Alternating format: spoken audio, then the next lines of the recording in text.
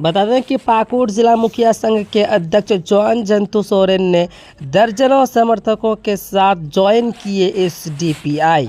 Party की सदस्यता प्रदेश महासचिव सह जिला परिषद सदस्य मौलाना हंजला शेख ने दिलाई।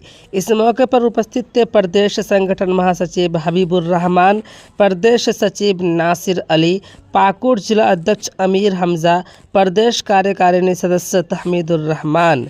एसडीपीआई की सदस्यता ग्रहण करने के बाद जॉन जंतु ने अपने अनुभव साझा करते हुए कहा कि विभिन्न पार्टी में लोग एक दूसरे को नीचा दिखाने में लगे रहते हैं, परंतु एसडीपीआई में ऐसा बिल्कुल नहीं है।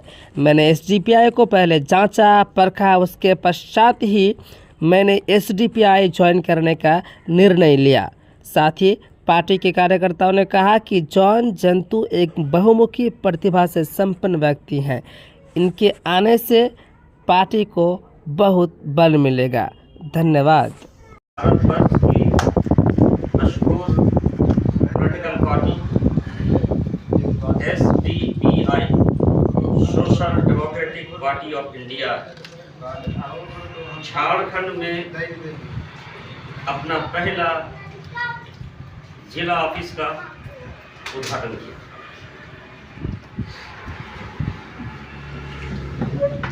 ये पार्टी जनता की पार्टी है और जनहित में काम करने वाली पार्टी है। किसी कंपनी द्वारा ये पार्टी नहीं चलाई जाती है। देश भर में पिछले 60 साल भर जितने भी पॉलिटिकल पार्टियां हैं, इन पार्टियों ने लोगों के हकूक, लोगों के अधिकार और जनहित के जो मुद्दे हैं, इस पर काम करना छोड़ दिया था और कंपनियों के तलबे चाटने लगे। ऐसी सिचुएशन में social democratic party of India वजूद में आई है। यहाँ के दबे कुचले, वंचित वर्ग, आदिवासी समाज, यहाँ के मूल निवासी लोग, यहाँ के माइनॉरिटी, तमाम वंचित वर्ग की उत्थान के लिए, इनको पॉलिटिकल एम्पावर बनाने के लिए और जनहित के मुद्दों को सड़क से लेकर सदन तक उठाने के लिए social democratic party of India Jharkhand में आई।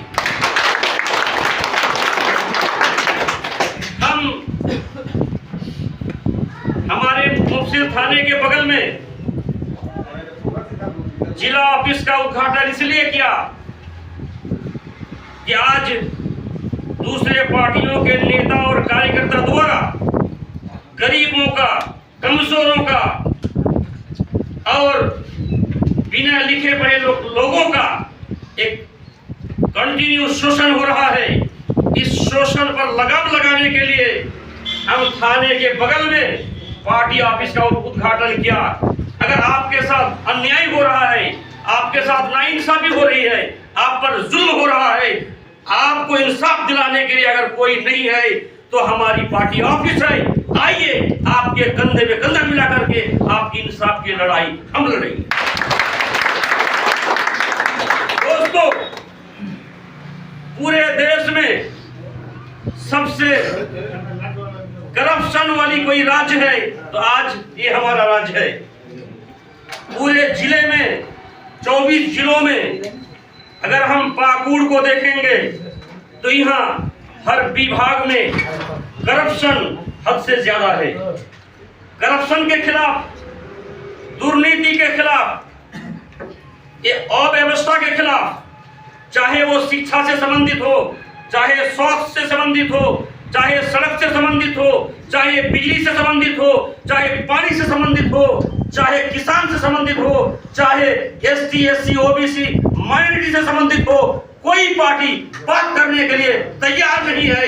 ऐसी सूरत में social democratic party of India तमाम समुदाय के विकास के लिए, तमाम समुदाय को इंसाफ दिलाने के लिए, तमाम लोगों को उनका हकूक दिलाने के लिए जो भी कुर्बानी देने की जरूरत पड़ेगी, social democratic party of India के कार्यकर्ता जरूर देगी।